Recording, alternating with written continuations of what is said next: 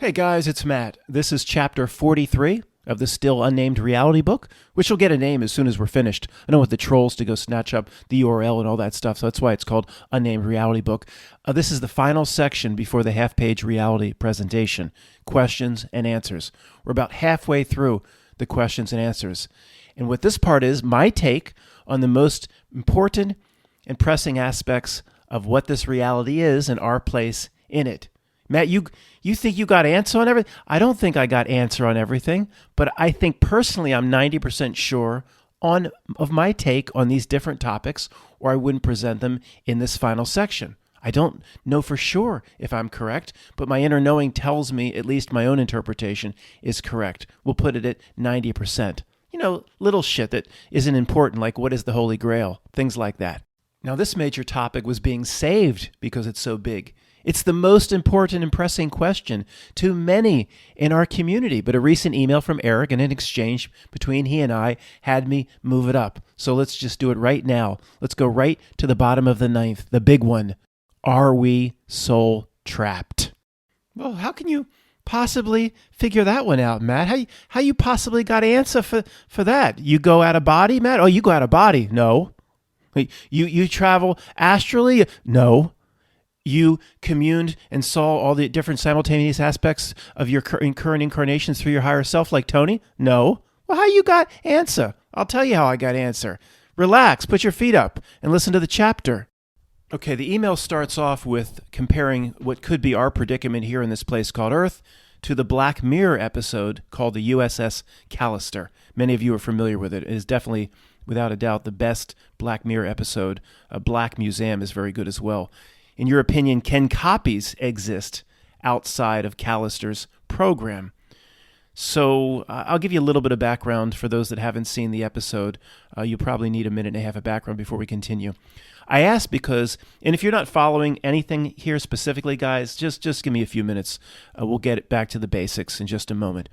I ask this because if that episode's concept is effectively what this reality or this Not Noakes program has done to us, potentially copied us from a real reality, and then trapped the copies, which is your current understanding of consciousness, in its cyber reality program, or maybe another reality we don't understand, can we ever escape? Now, I've added a few things to his email, just so you understand the point he's trying to make. That's part one. The second email that came back says, us being copies is on the table for me, just as much as the Matrix theory. And I'm around 99% convinced that this reality, as opposed to reality, what we believe it is, I think he's saying, is some kind of sinister program, i.e. Matrix.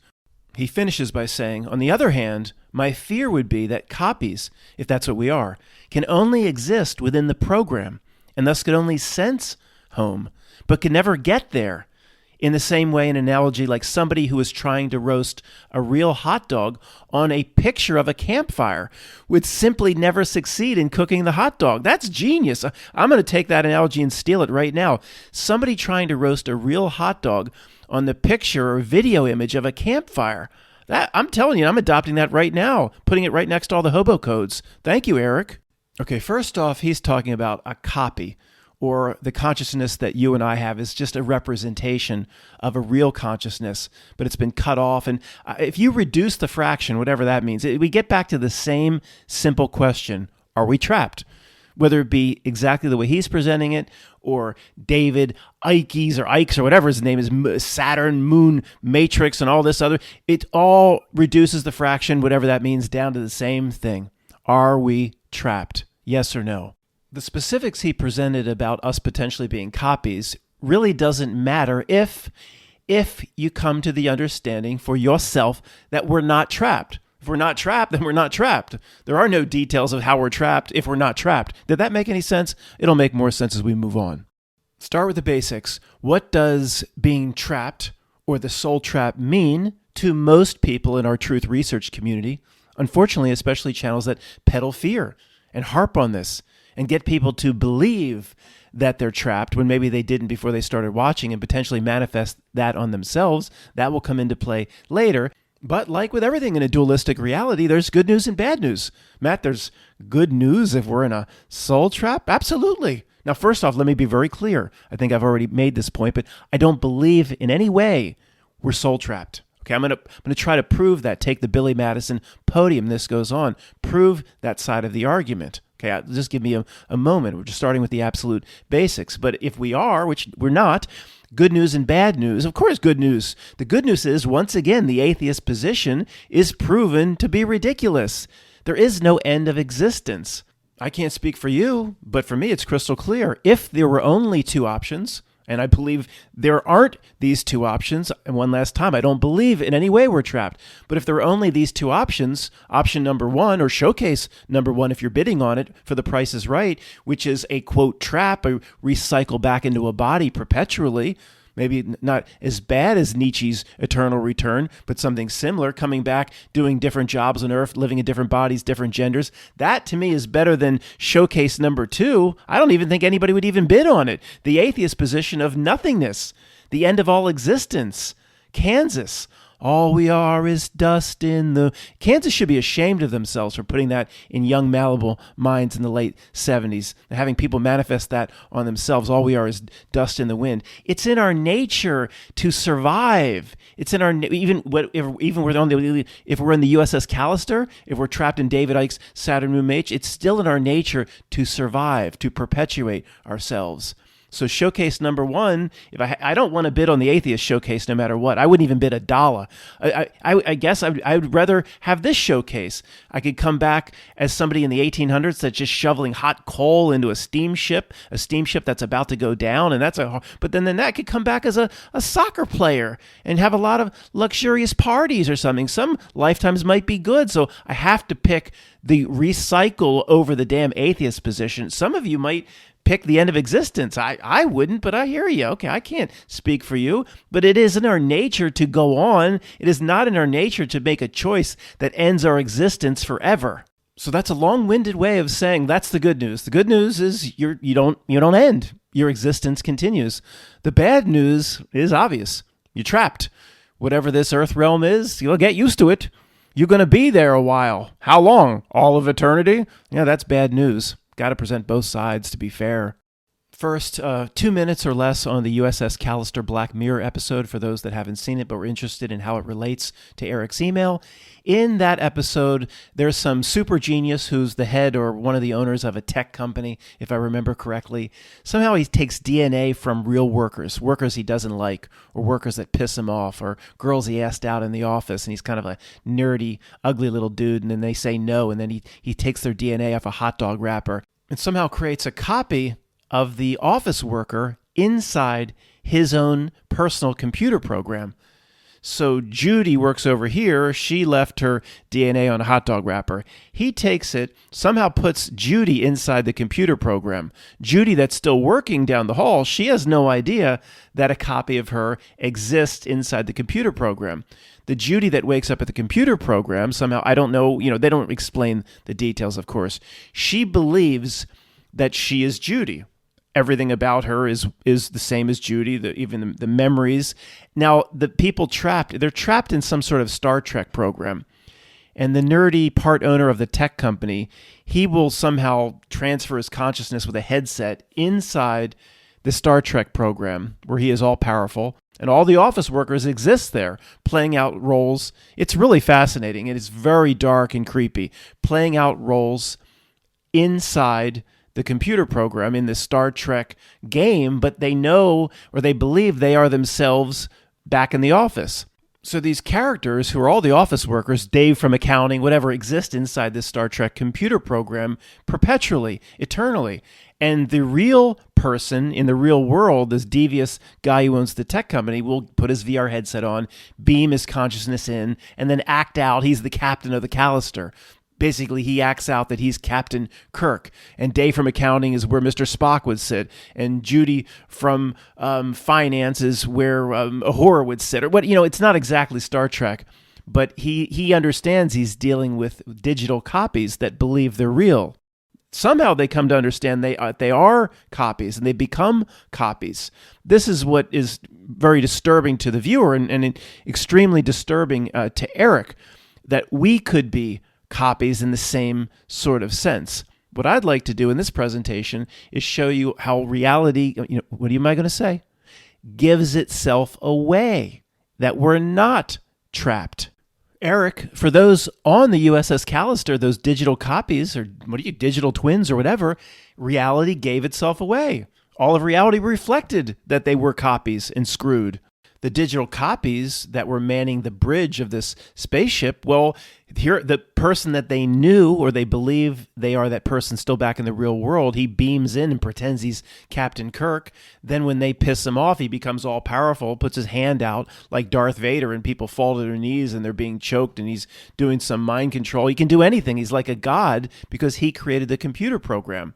Well, everything inside that simulation tells these digital copies that they are trapped and screwed, and they eventually come to understand the nature of their predicament.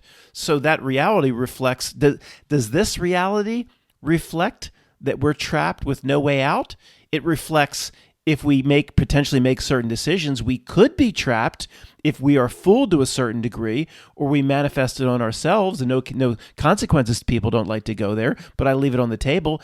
The reality out our window says, to me at least, we could be trapped, but it's up to us. Okay, that's the beauty of it. If it's up to us, or we need to do certain things, or have certain realizations, certain affirmations, then if it's up to us ultimately, then you cannot say or use the words, we are trapped. So the concept here, we'll use a Shawshank Redemption analogy.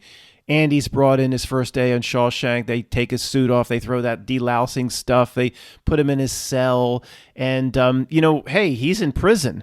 But he doesn't realize everything about the prison is completely legitimate. The captain of the guard, Hadley, the warden, asshole Norton. But Andy, he never tried the bars. He never walked up to the bars and pulled the door. Door's open.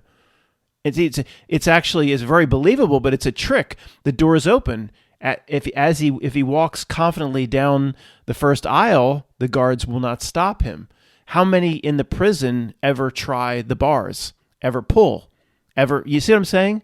If it's so perfectly believable that the people in the prison are convinced to never walk up to the door and try to open it, then they are trapped to a degree, but not really, because ultimately it's up to them. The reason they don't do it is because the trick of the warden in this case, or the trick of this reality, for most people is so effective. One last quick thing about USS Callister. It was a question that Eric posed in his email saying, do you think there's any way those digital copies could get out? My answer is no. If they're digital copies inside the USS Callister program, or we are similar digital copies or a copy of something real who believes it's real, in that situation, no, I don't believe there's any way out. That's not dark or scary because I don't think that's what we are. But look at Callister. No, they're in the computer program. It's like saying the old first video game I ever played was that Dungeons and Dragons game, Atari 2600. Was it like 79? You just moved a little square into like boxes, and you're supposed to be playing Dungeons and Dragons. It was fun. It was exciting at the time, actually. But looking back, I mean, my goodness. But those characters in the Atari 2600 are not coming out. The USS Callister. At the end, those characters really come to an understanding that this is our life. They have a complete understanding that this is all they will ever be. But this whole universe is out in front of them that they can explore, this digital universe in the video game. Endless things to do. And they're very upbeat about the way the rest of their life is going to continue. But no, I don't think they could ever get out. That's not scary because that's, in my opinion, that's not what we are. We're not copies of something else. Is it possible? I mean, yeah, I guess, but the reality doesn't show me that that's who we are. The reality doesn't behave like that's who we are. The minions of the Not-Nilk, these assholes, they don't behave like the captain of the USS Callister, do they? Okay, Eric, on the ship, the Callister, did the captain, the asshole from the real world, did the video game itself, did they have to play a trick on the crew to get them to do anything? There was no trick at all. They knew exactly where they were. They knew the environment they were in, the universe they were in. They know the role they were going to play. This person's going to play Mr. Spock, or this person's going to play Uhura. Or it was very upfront. It didn't need to lay down a trick. It's like you're now some digital DNA piece of something that exists in another world. You're here to serve the needs of this captain when he virtually beams himself down from the real world. You're going to play the part. You have no choice. And even more so is that if you don't play the part, you're going to be tortured and you're going to be put into some severe, horrible, painful situations. There was no trick at all. What does this reality do? All it does 24/7, 365 for century after century, like the Terminator, it plays a trick in every regard. It has to operate behind a trick, completely different from Callister. Let me remind everybody that when a trick is being played, the power lies ultimately in the person being tricked. The person that's laying the trick down can't do it themselves. That's why they need to operate behind a trick. It's very unusual if the powerful being in a reality is the one that's screwed. They might believe they're screwed and manifest it on themselves, but they wouldn't truly and factually be screwed. If, back to the Shawshank Redemption example, Andy Dufresne is really screwed, he's there for life, and in our example, trapped, repeating life sentences over and over and over again, with Red over and over and over again. The bars are locked, he can't go anywhere, he can't do anything. What does Red say? Can't shake a drop without say-so. It's just over and over again. Nietzsche's perpetual return. Then the warden and the captain of the guard, Hadley, and all the Shawshank, they're not laying down a trick. They say, get to your cell, and if you don't, they beat you in the knees with a billy club. There's no trick at all. If Andy Dufresne in his reality, say this universe we know is just his Shawshank, if he determines that all of Shawshank is laying down a trick, for whatever it may be, Hadley's just acting like the captain of the guard, where he actually, around the corner, he had a tutu on, then he changed to a different outfit. If he determines the whole thing is a trick of some kind, then obviously Andy can leave. If he can't leave, they don't need the trick. It goes hand in hand. If the trick is so good where the prisoners never approach the bars or never pull on the window, if they pull on the window, the bars just come right off. The trick is so good at Shawshank, which represents in this example this reality, that they never try the bars.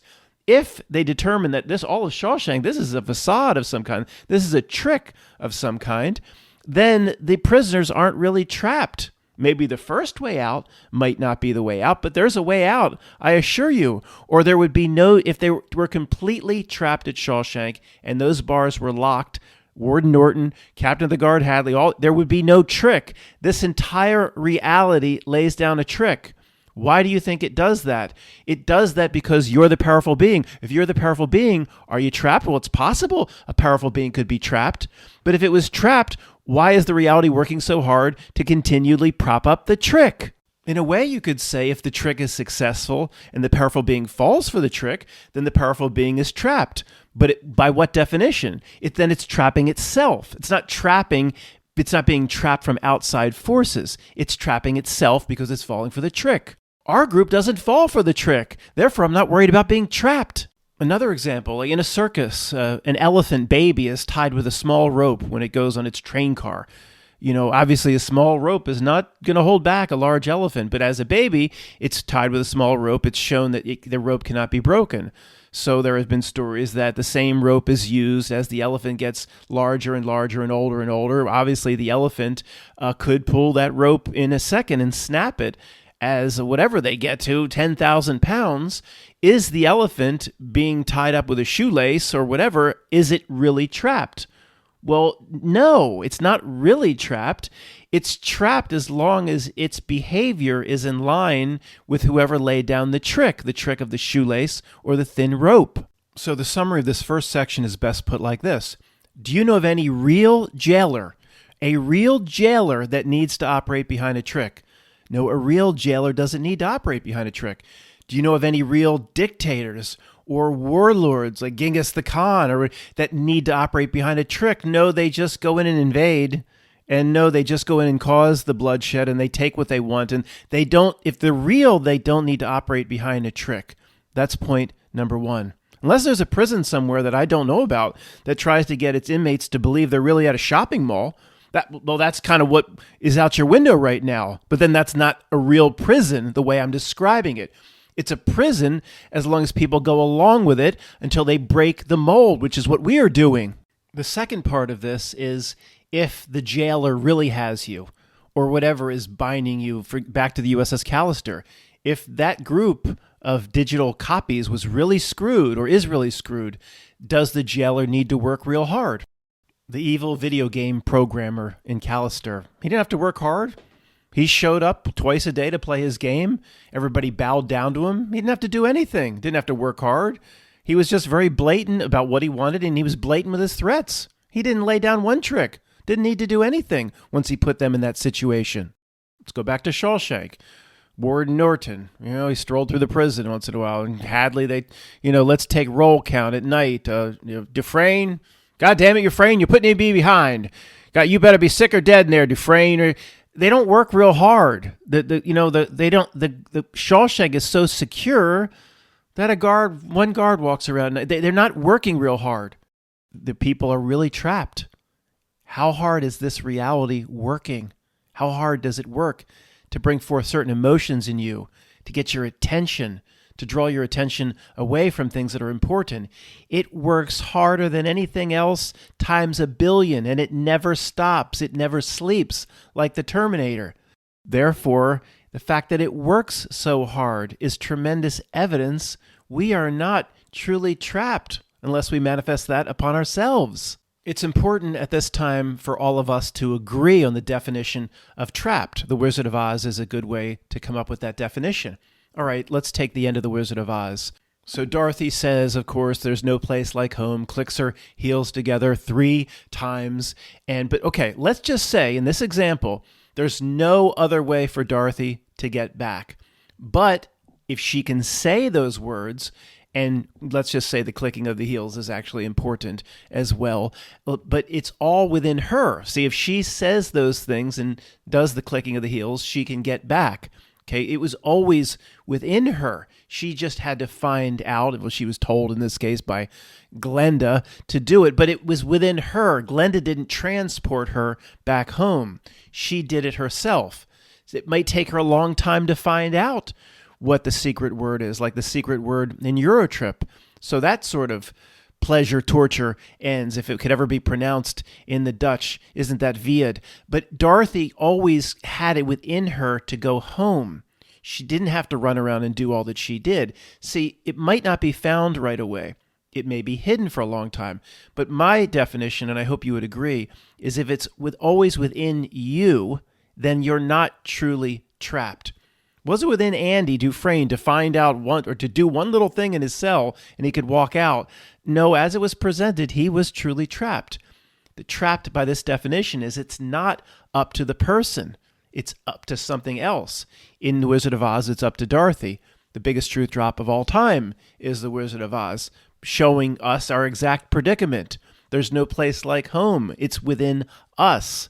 As long as you're fooled and you run around Oz and you do its little tasks and quests and you had to go get the witches, she didn't have to do all that stuff. Didn't have to do it. It was always within her. So in The Wizard of Oz, to me, the witch represents this minion class that serves the Notnilk.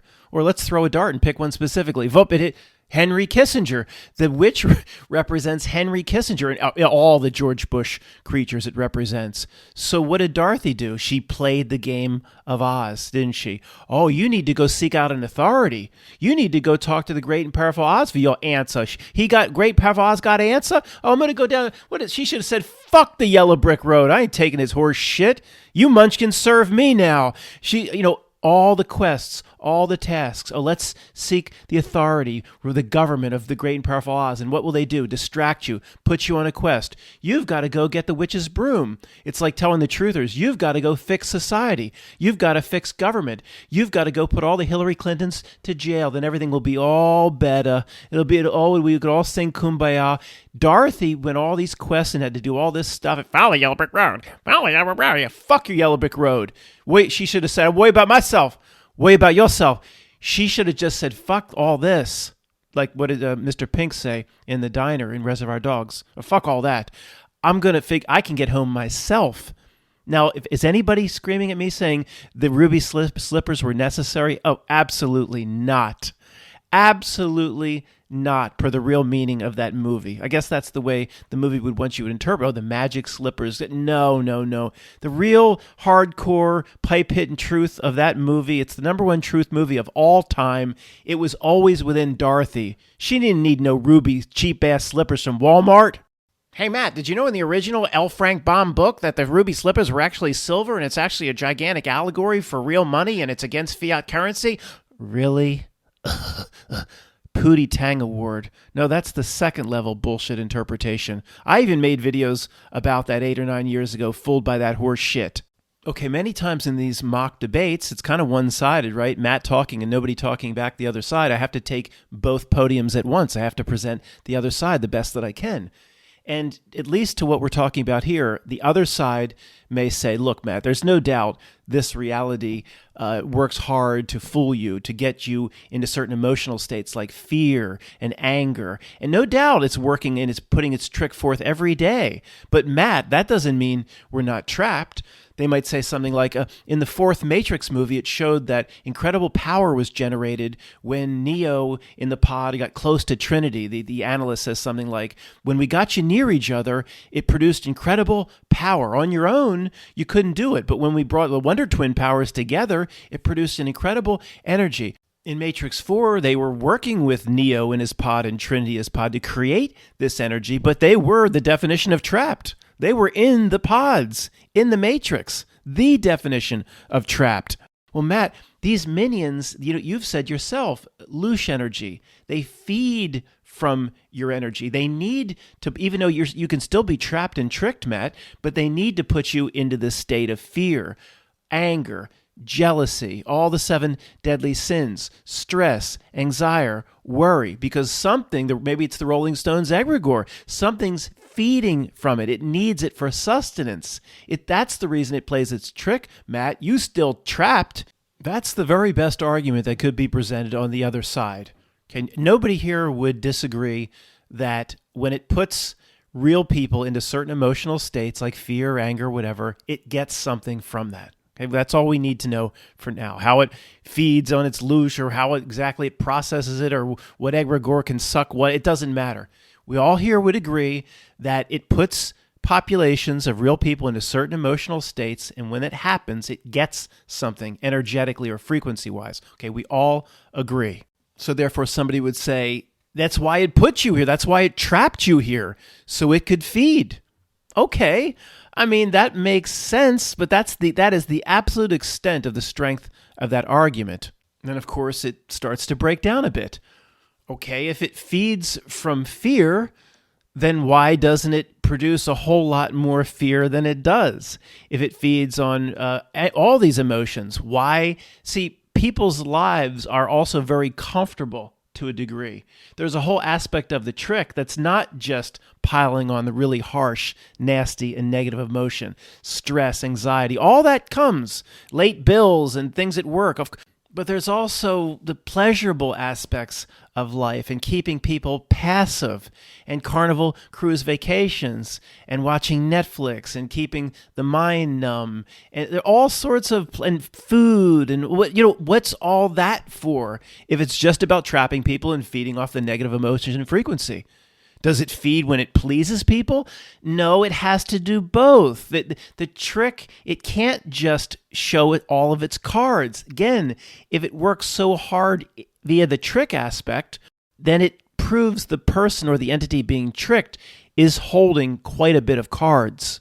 So talking to the evil entity sitting over here on the rock on behalf of the Not-Nilk, if you, Mr. Evil Entity, have put all these real soul and spiritual beings in a trap or whatever they are, Eric alluded to digital copies or whatever. If you put these things in a trap of which they have no chance of escape and an impenetrable trap, and you obviously do get something out of the negative emotions and fear and all that you create and rain down on this population, then why is a certain chunk of life about creature comforts? Why is this about pleasure? Why is this about pleasing people, or at least to be all excited for the Ryan Seacrest red carpet? How can love exist and other positive emotions? How could they exist inside of something that's a 100% impenetrable trap? You can understand how a creature comfort of sex exists because they need more bodies or whatever. They need more people in the fields. Okay, that maybe that you could argue that why the animalistic urge and lust exists, but there is a lot of positive things here beyond the Ryan Seacrest red carpet. There are certain relationships and loving emotions that I assure you the Not Milk doesn't like. And there's real charity that happens. It's never under the guise of philanthropy. Real charity, real people helping each other from time to time and then feeling very good about it. How can all of these great things exist? Walking through nature by yourself can be an incredible experience. There's a lot of great things here if you know where to look at it. You're not just a doom and gloom truther all the time. If it truly is a trap, impenetrable, no way out, well, what are all these wonderful things for? How is that even possible? So again, I'm trying to present the other side of the podium, so I'm sit here for a few minutes. I don't know, somebody could just parrot back to me the legend and lore and canon of the Matrix. Well, Matt, the first Matrix, where everything was so perfect, didn't work. The humans didn't accept it, and that's all somebody could do is parrot back Matrix canon to me. It doesn't hold up. And then that didn't work. So then they did the Nightmare Matrix, and everything was torturous and vampires, and then that didn't work. Well, it doesn't say. They never explained why it didn't work. Why didn't the humans accept it? If this thing here and its egregores feed on fear, then why doesn't it pile on 1,000 times more fear? Which it could. It doesn't have to. Why is it balancing the pleasure with the pain? We know it takes advantage of the pain. Okay, the pleasure, whether it be for someone like me and you, a cat jumping up on your lap, or a walk through nature, for somebody down the street, your neighbor, a carnival cruise or whatever, or a Paradise Island Disney vacation. Either way, this place still balances the pleasure with the pain. The whole environment has to be believable. It has to operate behind this trick. Why does it need to work so hard on the pleasurable side of the trick? If it's got you, it means it doesn't have you. Okay, this will go round and round. It doesn't have you, or the nature of the trick would look different. All right, let's completely switch gears. Somebody yelling at me. That's all you got? That's all you got, old man? You got toppings, old man? First off, examining the nature of how it lays down the trick to me is enough to see through this reality. But yeah, there's a lot more. If we're so trapped and screwed, what are all the clues in this reality for? The positive clues. Once you start noticing certain synchronicities or gematria. Gematria isn't always negative. Oh, it's always the 33 is always. No, it's not always negative. It's reality, giving clues. Many people believe the Mandela effect is talking to us to a degree. Their retrocausality, as Vanessa framed it, language inside of songs that speak to you. There's things that I call Humpty Dumpties, carried through time artificially to give real meaning to the type of individual that can interpret the Humpty Dumpty or the stuffed Lenin. Now, how many? We've talked about hundreds, and there's probably 1,000 more. I mean, what are all these positive? They're all extremely positive, giving those who can interpret them an insight as to how this reality works. Now, would that happen inside Shawshank Prison?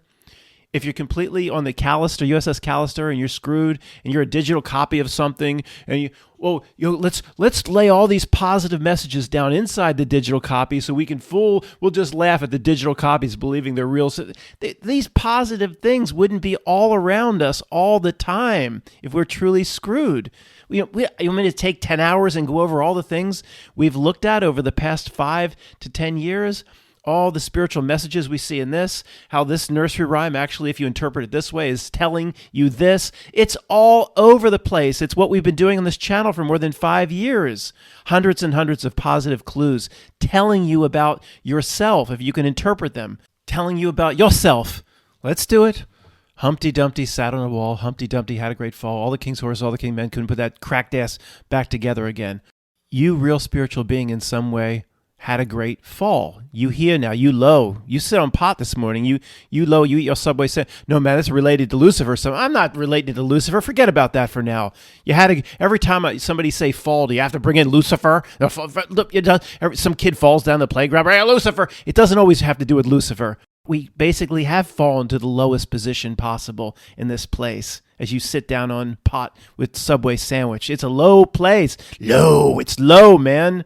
So what did Humpty Dumpty do? He didn't try to help himself. He looked to the king's horses and the king's men, which represents the authority of this world, which represents Oz, the city of Oz, where Dorothy went. Dorothy went right to all the king's horses and all the king's men. That's what Humpty's doing, looking to governments, and authority, and academic assholes, and the Pope. And you don't look to the king's men and king's horses to put yourself. You got to worry about yourself. Put yourself back together. Somebody should have yelled, Humpty, you do it yourself, man. You got to. That's the whole point. You think you fell by accident. You were supposed to fall in this place. And now you're supposed to put yourself back together. There's tremendous, gigantic spiritual meaning in a ridiculous, absurd, horrible-ass nursery rhyme like Humpty Dumpty, or it wouldn't be carried through time artificially as can't call it the same thing, have to call this one a stuffed Lenin. So that example, that's one clue among thousands that we have now. Thousands. Is that going to be given out inside of reality where you're just a digital copy screwed inside a USS Callister or David Icke's Saturn Moon Matrix? All the positive things. Forget the pleasure of what it lays down Carnival Cruise Lines and Isaac serving drinks. Why is it balancing so much pleasure? Forget that. What are all these positive messages for? The only thing that could come back from my opponent, say, arguing against me at the other podium would be, Matt, you people are misinterpreting. Humpty Dumpty is just a nursery rhyme. You're interpreting some spiritual message which isn't there. You're doing it all to make yourself feel better. Okay. I mean, if you believe that, I can't convince you. But that's how pathetic we know, because we've seen so many of these. Once we see the message or interpret or feel the message in the stuffed Lenin or the Humpty Dumpty, or it could be in a movie, it could be in a poem, it could be in a song, it could be a synchronicity that happens to you just one-off in nature. A butterfly lands, two butterflies land on your arms at the same time. It could be anything. In every single time, the person, what they would have against us, if they're arguing against us as our opponent, would be, those things aren't real, you're just misinterpreting. Okay. Well, if there was like 5 in my lifetime, maybe I'm misinterpreting. There's like 5 a week. Major things, including all of art, literature. So, okay, if somebody that's going to, dig in that argument, I can't do much about it. But it's ridiculous. We see there's too many of these positive things that we've noticed over now more than a decade. It's like escape room. All these escape rooms popping up. I've never done one. Escape room at the mall. Oh, let's do that. Let me just ask. I've never done it, but I assume the escape room provides clues, right? There's probably a way out. Probably, I don't know. Maybe the people everybody went in there is still trapped. Does the escape room, if you work hard or do certain things, you get out? I would think so, right? Or is it just boom, slam shut vault door, nothing inside, no books to read, no nothing? It was like, what's this? This escape room at the mall. You paid for it.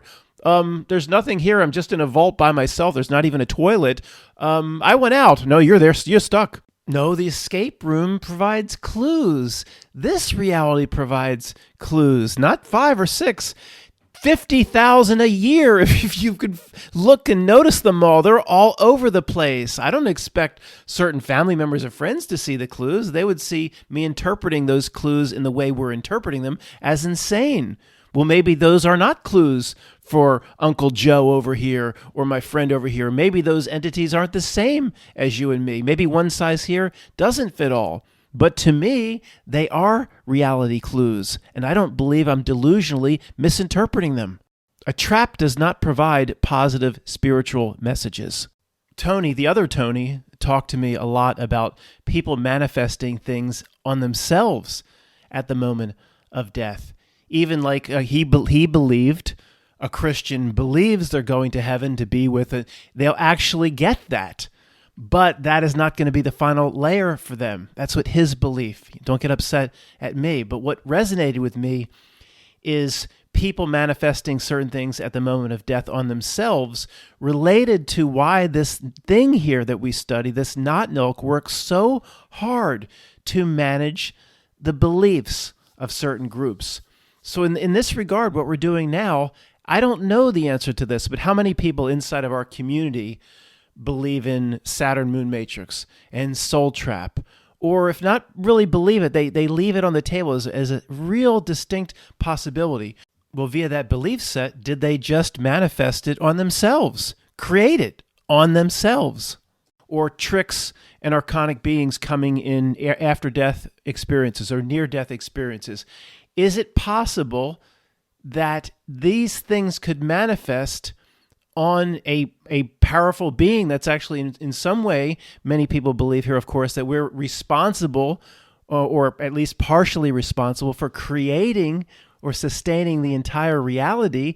Is it possible these things can come about because the person expects them to come about? And what resonates with me is, why is this Nautilk working so hard to put in the belief system onto people that it wants? If the person, it doesn't matter what the person thinks, what is going to happen to them is what's going to happen to them. To me, it's much more obvious that what the person believes is going to happen is actually primarily responsible in terms of what happens. Look at the notion of hell, for example, and how huge the concept is in this Nautilk society. The movie Constantine, Arnold Schwarzenegger, End of Days, and I mean, books, and it's just everywhere. You know how many times hell is mentioned in the Bible? 1 or 2 times. Some people say 0. This interpretation or translation should have said Tartarus or the Jewish Sheol or something like that. But let's just say 2 times. Okay, I hear you. There are passages that talk about the lake of fire and the groaning or moaning and the gnashing of teeth. And there are the lake of, those types of passages exist. Still, 5, 6, 7? I mean, it's not that much. It's not commensurate with this gigantic modern, or at least for the last several hundred years, notion of hell. It's not commensurate. So one of the most popular things anybody on the street could tell you about, tell me about hell. They'll tell you all about it. They'll tell you about books they've read. And then over here, it's mentioned in the Bible like once, and there's a few passages, these 5 passages kind of talk about lake of fire and torment, and this just 5 areas, 5 little one phrase here or there. It's not equal on the scale. It's not commensurate. Therefore, to me, it's obvious this Nautilk system has built up the notion of hell because it wants billion people or billions of people believing in what it wants to put forth. How about the overused term in movies? I'll see you in hell. Harrison Ford, The Empire Strikes Back. Your tauntaun won't last the night at those temperatures. Oh, then I'll see you in hell. How many times has that been used in a movie? Like hundreds and hundreds and hundreds. It's so artificial. The whole notion of hell, you know where it started? Dante Alighieri, Jack, we missed the title. Dante Alighieri, thou art a villain, one of the lowest villains. And why is it called the Divine Comedy? Dante's Inferno, going through the 9th planes of hell. The modern notion of hell came from Dante Alighieri, came from that, and why is it called the Divine Comedy? Really? That was I don't know if it's 300 or 400 years old or whatever, but the Catholic Church loved it. It probably was sponsored. Hey, Dante, come over here. Put your cereal down. Come over here. We want you to write something for us. You write something called Dante's Inferno. Make it part of that piece of horse shit you're working on, the Divine Comedy. Probably paid for and sponsored, of course, by the Catholic Church. Why is the point of this segment, why is the Nautilk work so hard to manage the belief sets of groups of people if those people are just screwed and trapped and their beliefs don't actually have an influence on reality or what they experience in the afterlife? If they're just screwed and trapped, they're screwed and trapped. Once again, wouldn't be working so hard, would it? And Buddhism manages the beliefs of billions in the East that here's the standard. Frommer's tried to show you the standard, the Buddha. Oh, you're going into the moment of death. You didn't live up to the standard. Nobody believes they even got close to the Buddha standard. I mean, everybody knows going into the moment of death. So they go, oh, they expect another lifetime. They expect 10, 100,000 more. And then one time, I guess they'll just live up to the standard of the Buddha. One guy got close, but he punched the dummy. He punched the dummy the night before. That's my friend had over 100 terms for masturbation. One was it was beat the dummy. So it was beat the dummy. Another was wax the porpoise. Somebody had it beat. Somebody said, I was the Buddha, except last night I felt a temptation the day before my death and I waxed the porpoise. So he knows as a devout Buddhist, he did not live up to the standard of the Buddha, who never whacks off. Therefore, he expects another lifetime. Therefore, he actually empowers the archonic beings to come down and get you in another body. The person, my position, I put it to you, Greg, the person, the real spiritual being, is ultimately the power, the driver behind all this. Why, if not, why is it playing its trick in front of me all day long, 24/7, 365? If you think that's just delusional, go ahead.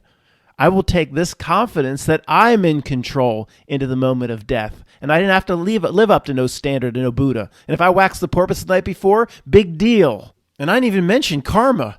How many people in the East go into the moment of death thinking they completely shed that sticky blanket? Nobody. Everybody believes they got a little bit they didn't get rid of. You go, oh, I think I could have squeezed that washcloth one more time. There's a drop on me somewhere. I guess I'm coming back. Hijacked. Coming back. Nobody believes they completely beat karma if they believe in karma.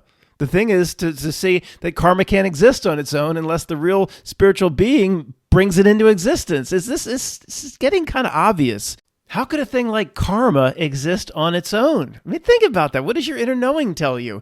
Is this thing that just lingers, Matt? It lingers out there like magenta cloud that can't be seen. And you got to beat it. You know, life, that's what you got to do. You got to beat it. You coming back, you son of a beach. You got to beat that invisible magenta cloud. You say, well, it's not there unless you believe it's there. This is ridiculous. Matt, looks like you're trying to avoid something, though, aren't you? The thousands of documented NDEs, near-death experiences, the thousands of documented ADEs, after-death experience and near-death experience. What's the difference? I have no idea. Thousands of documented cases where somebody was about to go into light or whatever, and some, either a nasty being or usually a very positive being, but was very persuasive being, got them to go back. You're not done. You need to do this, or you need to go back. Sometimes they're convinced. Sometimes they're just told, no, you going back. I don't want to go back. You going back, son. And the archonic being swoops in. Matt, thousands, you think all these people are delusional? Thousands and thousands of these cases. How do you explain that, Matt? Well, I have in other videos, and I will not move off my explanation of it until somebody convinces me that I should, and I'm not dug in, I'm not intransigent. If I am shown my way as wrong here, I will change my opinion. But for now, I'll reiterate what I said 6 months ago in that long video on this very topic. Apparently, this topic proves that these nasty beings or nasty entities of some kind are masters of death, control the death realm, and in a way, the whole point of this whole presentation, they would say, my opponent at the other podium, that this proves we're trapped somewhere. The white light is a trap. All right, I would say back to them, the people that had these experiences aren't dead. That's kind of a small detail. Well, Matt, how do you know they weren't really dead? Because they're here with us now, walking around and talking? Well, this person's heart stopped for 5 minutes, and this person was underwater for 10 minutes, and the doctor pronounced them dead, and the EMT said there was no pulse. Okay, I'm sure all those things are accurate. So, okay, the heart stopped for 5 minutes. Prove to me they were dead.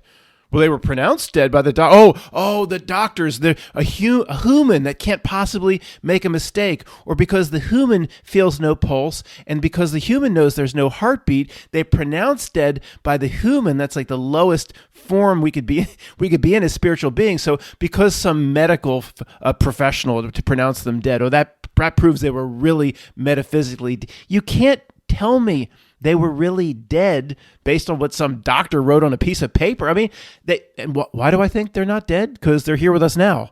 Small little detail. I'll give you the heart stopped. They were underwater for an hour and a half or whatever, resuscitated. You can't tell me they were really dead and brought back from the dead. Nobody knows. So related back to this archonic beings, or whatever being comes back up and says, you need to go back to your body, and no, here's what you need to do. And what they could be part of the same thing we call not milk, but they're not, to me, they're not the masters of death. There's no proof they're the masters of death, or they're still here. The person still alive. Why? Because they're here now with us. Maybe there's that green zone or that no man's land between death and this world. Maybe the archonic beings can be in there, but they're not masters of death. A person was going to die and they said, no, go back. Okay, it potentially still part of this world, still part of the same trick. Now, there's no argument on the other side. I admit there's tens of thousands of these NDE stories, and they felt so beautiful with the light, and the being said to go back. And I'm sure that these stories, in some way, are real. Okay, the person had that experience. That does not mean they were dead. But Matt, a common theme in a lot of these stories, you've heard it yourself. They hovered above the operating table, and they could see, and they later told the doctor what the doctor was doing, and they were above the whole situation. I'm not saying that didn't happen either. I'm sure it does. But there are people in this community right here at this YouTube channel that participate and comment and email me. People right here that go out of body. Okay? Are they dead? No. There are people, Tony have traveled to the astral. There's many people right here that have had out of body, traveled to the astral, have other types of experiences. Are they dead? Did they think they were dead when they were having the out-of-body experience? No. So this person had an out-of-body experience. It's somewhat common in our groups. Okay, that doesn't prove anything. There's another aspect to this that just defies common sense. If we're trapped, say, and these archonic beings are part of what we call not milk and part of the trap, and you're just going to go back into another body, recycle, reincarnate. Okay, if this system is so closed and we have no way out, why are the archonic beings at this after death or NDE experience, or after the car wreck, or after the kid is submerged below the ice? Why are they so interested in getting the person to go back into their 20 or 40-year-old body when the system is such a perfect trap that they just go into why not just let them go into the light and then they'll come back as a baby tomorrow morning? Like, if it's such a perfect trap or recycle, why even pop up? Just let them go into the light and you come right back. You understand what I'm saying? Why are these it's the same theme. You need to finish your life. You need to go back into your body. Well, if it's a soul trap, well, then you're going to come back tomorrow anyway. So, why do they care? One is not consistent with the other. If the stories about archonic beings playing tricks at the moment of death are correct, in a way, it's very good news. Because again, it's almost like these are real people they don't want to escape. These are real people that are about to leave forever. So they say, go back into your body. Because if they don't go back in their body, what is implied here? That they're getting out, right? Maybe NDAD experiences described in this manner, these archonic beings only pop up before real spirits that actually do have a way out, that are about to get out. Maybe it kind of demonstrates their recycling or trap then is not very good or doesn't even exist at all for these sorts of people. Because if it was such a trap, there'd be no reason to play the trick after the car wreck. Let them go into the light, come right back. As I said a few minutes ago, you understand what I'm saying there, right? It's a desperate attempt. That if it's a desperate attempt, go back in your body, or you have 20 broken bones, and you're going to feel terrible. But we need you to go back. That's a desperate pitch. That's a desperate elevator pitch. If they're just going to come right back, if they allow them to die, then why make the pitch? It assumes or almost proves that the other side is right. It's a real person that was about to get out, so they had to make a desperation pitch. In a way, it's good news, especially from Eric's perspective that sent me the email. If we are a copy of something real that exists somewhere else, a copy that's trapped somewhere, he equated it to the USS Callister, well then, Eric, what would all these NDE, why are these iconic beings popping up in NDEAD? They're presented mostly as loving beings, and you need to go back because you didn't finish your work. And of course, many YouTube channels see it as sinister, archonic, just to get you back into a body. If we're digital twins of something that's real and we're not, Eric, then I don't think there'd be a need for archonic beings to pop up at just, if you're under the ice for 2 minutes and your heart stops or whatever. The NDEAD and the endless stories that have similar elements, that is one of the biggest arguments against that we're just an aspect of something trapped and we're not the real part. It's the real part, or this is not real, but there's something higher self, which is the real Matt is real and I'm not. And so good. The more of these NDE type stories of the loving being pops up to get you to go back in the body, the more it eliminates the USS Callister, doesn't it, Eric? And here's potentially the best news of all time. I've never heard this discussed. Okay, a person tells the same type of NDE, ADE story that we've been talking about. They're under the ice for 20 minutes, and no doubt their heart stopped. And they tell the story, and they're floating above their body, and they can see the EMTs doing CPR. And then the friendly archonic being, okay, we've been over this. You got more work to do. You've got to go back into your body and live out the rest of your life and do what you came on earth to do. Come on now, forget that. You don't want that white light. You need to go back. You have more work to do. And sometimes I know that they say the Archon says, no, they force you, like, you got to go back. And the person's like, I don't want to go back. This white light feels so good. Well, here's something that's almost never talked about. In that scenario, who's the power that defied death? Who's the power that could overcome death? There's only two parties, right? There's the archonic being, the friendly being saying you need to go back to Earth, and there's, say, you, or the person that was under the ice. There's two parties. So this could be the greatest news of all time. The person themselves is responsible for their own death or life. You think the archonic being that's supposed to be sinister and evil it's like, was it Darth Plagueis from Star Wars or something, is the master of death? And why doesn't the person say, well, I've been under that ice for 20 minutes and you're telling me you're really smart. It's 22 miles to your Davenport from hell. You want me to go back into my body and you're saying they'll be able to resuscitate me and it's my choice, but I want to go to this light, but you're saying I have to go back to finish my work on Earth. Well, look at me. I've been floating, but that thing's dead. The body's dead. Nobody could be under the ice for 20 minutes. There's nothing to go back to. What are you even talking about? No, you go back, you'll be resuscitated. How do they know? I don't think if the archonic being pops up, I don't think they're the master of your life or death. It means you are. It means you're the master of your own life or death. They get you to go back. You agree. Where's the power over life and death coming from? From you or from them? You think it's, if they're associated with Not Milk and the George Bush creatures, you think it's coming from them? Once again, what a coincidence, another trick. Unless you think the archonic being saying, go back into your body, you'll be resuscitated. You think it's Darth Plagueis from freaking Star Wars that could master life and death. That's the one Anakin Skywalker tried to seek after.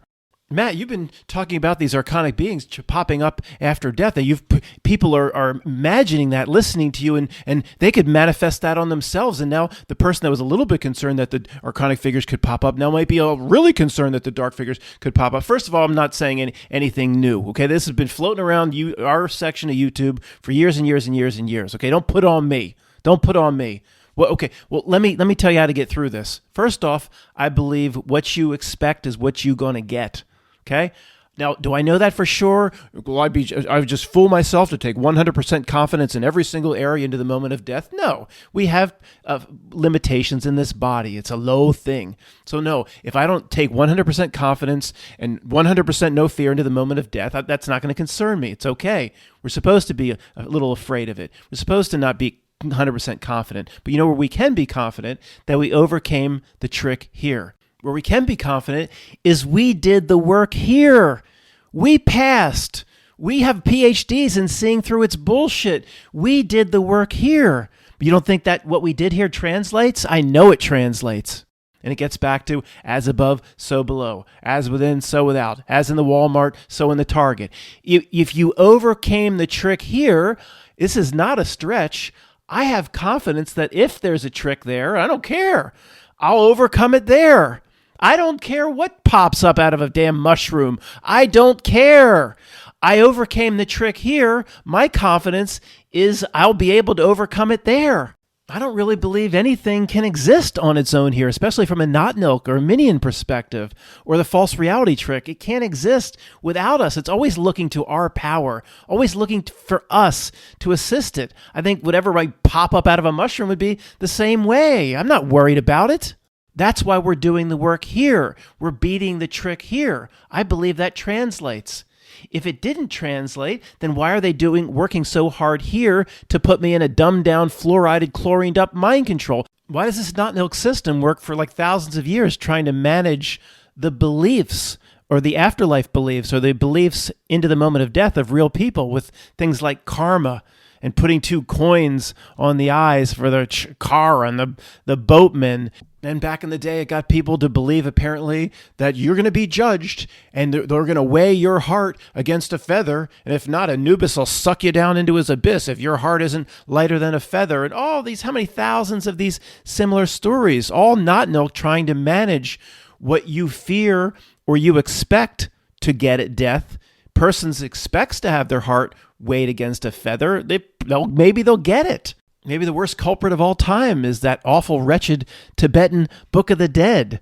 40, is it 40 nights? Everything's always 40 nights. The Bardos, I think it's 40. Everything's always the Bardos, where the priests are screaming over the dead body for 15 days, saying the demons that are being manifested, you're doing that to yourself. It's a truth drop. They admit it, that the demons are of the person's own creation, and they're trying to scream over the body to tell them, well, why didn't the person pay attention while they were alive? That I'm going to go into this thing called the Bardos, and if it's not successful, I'm going to come back into another body for the Buddhist reincarnation. But they know when they're alive that the demons that will manifest in the Bardos will be of their own creation. But then somehow they forget that, and the priests are screaming over the body. And here's what you do with the blue light, and here's what you do at the red light, and here's what you do at the yellow light. And you turn left here, do this, all this stuff. Come on.